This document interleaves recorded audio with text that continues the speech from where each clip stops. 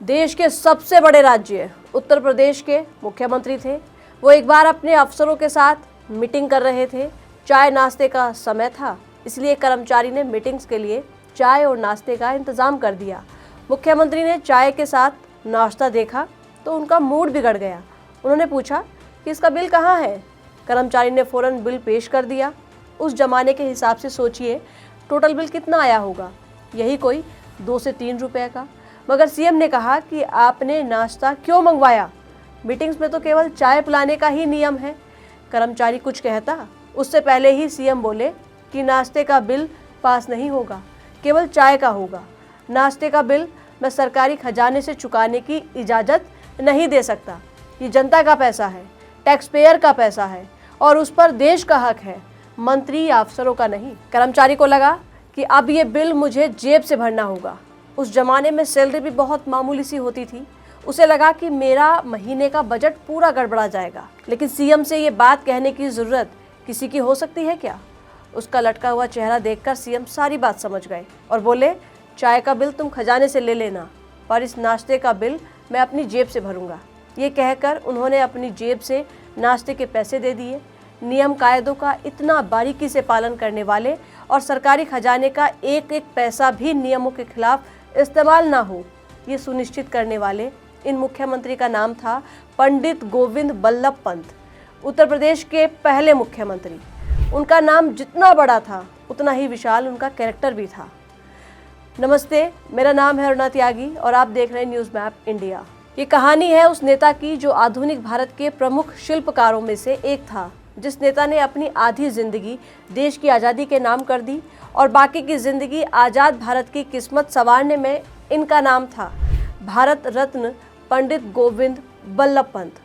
गोविंद बल्लभ पंत जी का जन्म 10 सितंबर 1887 को उत्तराखंड में हुआ था। जन्म स्थान था अल्मोड़ा के पास खूंट गांव। उनके पिता का नाम मनोरथ था, जो कि सरकारी कर्मचारी थे। उनकी नौकरी ऐसी थी कि उन्हें ज़्यादातर वक्त दौरे पर रहना पड़ता था। इसी वजह से पंत जी का बचपन उनके नाना बद्रीदत्त जोशी जी के यहाँ बीता। वो भले ही सरकारी अधिकारी थे, मगर पक्के देशभक्त थे। देश को अंग्रेजों के कब्जे से आज़ाद होते हुए देखना उनका सपना था। उनके इन्हीं विचारों और आदर्शों ने पंत जी की राजनीतिक सोच को शेप दी। उन्होंने अंग्रेजों के खिलाफ जो भी कदम उठाए, उनके पीछे उनके नाना जी की सबसे ज़्यादा प्रेरणा थी। वो बचपन से बहुत तेज़ दिमाग के थे। तब इतने स्कूल भी नहीं होते थे, इसलिए 10 साल की उम्र तक उन्हें घर पर ही पढ़ाया गया। उन्हें एक प्राइवेट शिक्षक पढ़ाने आते थे। उनका एडमिशन अल्मोड़ा के रामसे इंटर कॉलेज में करा दिया गया। वैसे तो वो सभी सब्जेक्ट में अव्वल थे, मगर उनका मैथ्स इतना अच्छा था कि जब भी कोई कठिन सवाल आता तो उनके टीचर सुलझाने के लिए पंत जी को ही बुलाते थे। तब अल्मोड़ा छोटा सा कस्बा था, इससे ज़्यादा पढ़ाई वहाँ हो नहीं सकती थी। इसलिए आगे की पढ़ाई के लिए वो इलाहाबाद चले आए, जो आजकल प्रयागराज हो गया है। यहाँ उन्होंने म्योर सेंट्रल कॉलेज में एडमिशन लिया और लॉ की पढ़ाई की। ये वो दौर था जब भारत का हर टैलेंटेड स्टूडेंट लॉ की पढ़ाई ही करता था। गांधी हुए, नेहरू हुए, पटेल और जिन्ना सबके सब पेशे से वकील थे। पंत जी ने म्योर सेंट्रल कॉलेज से 1909 में बार एग्ज़ाम में टॉप किया और इलाहाबाद हाई कोर्ट में एडवोकेट का रजिस्ट्रेशन करा लिया। उन्होंने वकालत की। शुरुआत अल्मोड़ा और बाद में काशीपुर से की और जल्द ही बार एसोसिएशन के एक बड़े नेता बन गए। मगर उनका राजनीतिक जीवन 1905 में ही शुरू हो गया था। तब वो केवल 18 साल के थे। 1905 में जब अंग्रेज सरकार ने बंगाल का विभाजन किया, कांग्रेस ने इसके विरोध में वाराणसी में अपने वार्षिक अधिवेशन किया था। पंडित गोविंद बल्लभ पंत ने इस अधिवेशन में एज अ वॉलंटियर काम किया था। इसमें पूरे देश के तमाम बड़े नेता आए थे। पंत जी ने यहीं पर गोपाल कृष्ण गोखले, लोकमान्य बाल गंगाधर तिलक, लाला लाजपत राय, बिपिन चंद्र पाल जैसे महान नेताओं को देखा। कई नेताओं से उनकी व्यक्तिगत मुलाकातें हुई। आज़ादी के आंदोलन से जुड़े उत्तराखंड के 2 बड़े नेता पंडित हरगोविंद पंत और बद्रीदत्त पांडे भी यहाँ आए हुए थे। इन नेताओं की प्रेरणा से पंडित पंत जी पक्का आंदोलनकारी बन गए। हालांकि उन्होंने पढ़ाई जारी रखी। जब वो सफल वकील बन गए, उनका नाम हो गया, तो उन्होंने 1916 में कुमाऊं परिषद की स्थापना की ताकि पहाड़ी क्षेत्र की समस्याओं को उठाया जा सके। इसके साथ वो कांग्रेस के कार्यक्रमों में भी शामिल होते रहे। अल्मोड़ा और काशीपुर में पंत जी की वकालत के दौर का किस्सा है।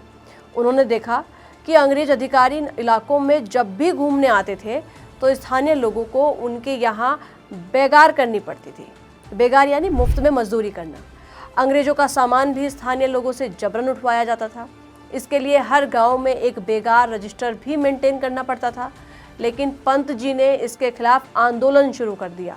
उन्होंने लोगों को इकट्ठा करना शुरू किया और सन 1914 में इस काले कानून को अदालत में चुनौती दे डाली, जिसके बाद इस कानून को खत्म करना पड़ा। उन्होंने यहीं पर 1914 में उदयराज इंटर कॉलेज की स्थापना भी की।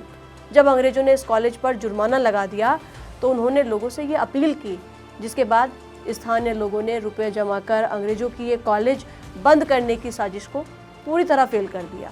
इन सब कारणों से स्थानीय राजनीति से लेकर देश की राजनीति में उनका कद बढ़ता चला गया। पंत जी के निमंत्रण पर खुद महात्मा गांधी 4 जुलाई 1929 को काशीपुर पहुंचे थे। यहाँ पर भारी भीड़ आई और पहाड़ की हजारों महिलाओं ने आज़ादी की लड़ाई के लिए अपने महंगे जेवर गांधी जी को सौंप दिए। गांधी जी ने ये सब जेवर पंत जी को सौंपते हुए कहा था कि आप इस रकम से काशीपुर का विकास कराओ।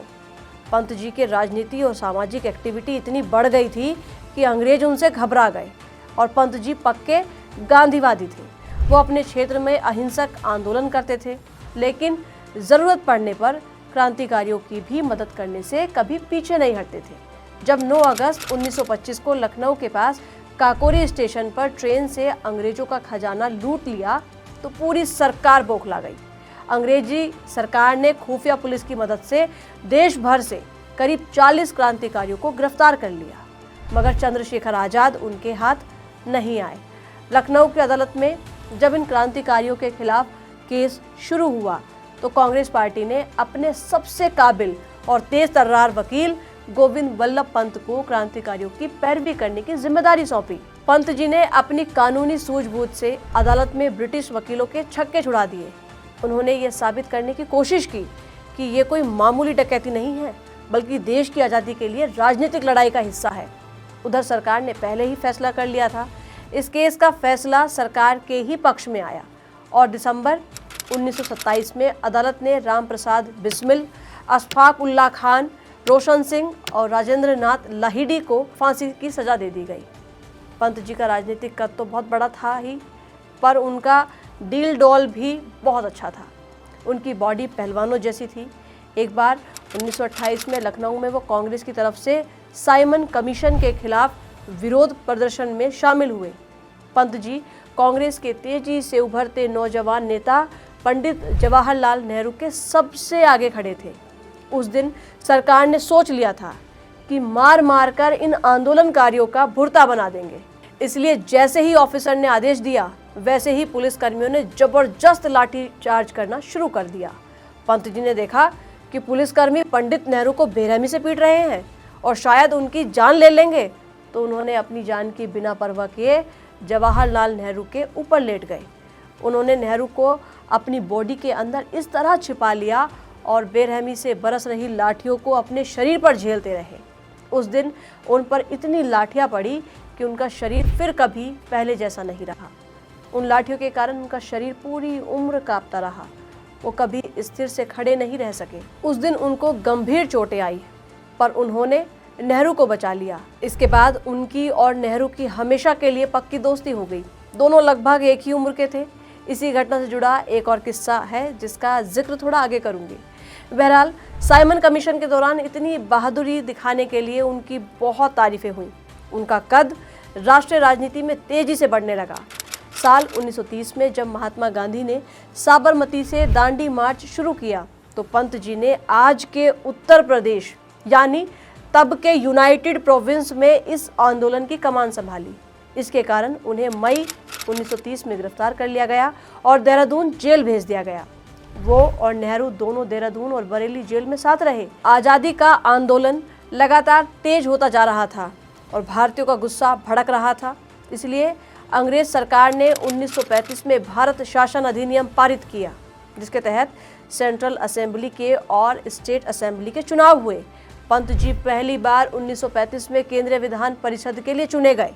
इसके बाद 1937 के स्टेट असेंबली के चुनावों में कांग्रेस पार्टी जीत गई तो उन्हें संयुक्त प्रांत का पहला प्रीमियर बनाया गया।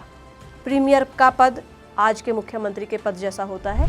इसी लिहाज से वो गुलाम भारत में और आज़ाद भारत दोनों में यूपी के पहले मुख्यमंत्री माने जा सकते हैं। जब 1939 में अंग्रेजों ने भारतीयों से बिना पूछे भारत को सेकेंड वर्ल्ड वॉर में शामिल कर लिया तो उन्होंने प्रीमियर पद से इस्तीफा दे दिया। इसके साथ उनके जेल जाने और जेल से बाहर आने का सिलसिला भी चलता रहा।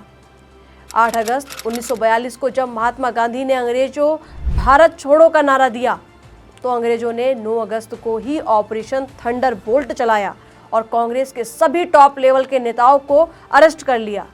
पंत जी को भी जवाहरलाल नेहरू, सरदार वल्लभ भाई पटेल और आचार्य कृपलानी जैसे दिग्गजों के साथ महाराष्ट्र के अहमदनगर फोर्ट में नजरबंद कर दिया। ये पंत जी के जीवन की सबसे लंबी और कठिन जेल यात्रा थी। वो लगभग 3 साल तक इस किले में कैद रहे। जब ये तय हो गया कि अब भारत आज़ाद होकर रहे तो अंग्रेजों ने भारत के नेताओं को सत्ता सौंपना शुरू कर दिया। पंडित गोविंद बल्लभ पंत जी को दूसरी बार 1 अप्रैल 1946 को संयुक्त प्रांत का प्रीमियर बनाया गया। जब 26 जनवरी 1950 को संयुक्त प्रांत का नाम बदलकर उत्तर प्रदेश हो गया तब भी वो अपने पद पर बने रहे। इस तरह 1946 से दिसंबर 1954 तक उन्होंने यूपी के मुख्यमंत्री पद का कामकाज संभाला। मैंने आपको बताया था कि 1928 में साइमन कमीशन का विरोध करने के दौरान उन्हें पुलिसकर्मियों ने लाठियों से बुरी तरह पीटा था और इस मार से उनका शरीर जीवन भर हिलता रहा। आज़ादी के बाद जब वो यूपी के मुख्यमंत्री बने तो जिस पुलिसकर्मी ने उन्हें पीटा था उसकी ड्यूटी पंत जी की सिक्योरिटी में लगा दी गई।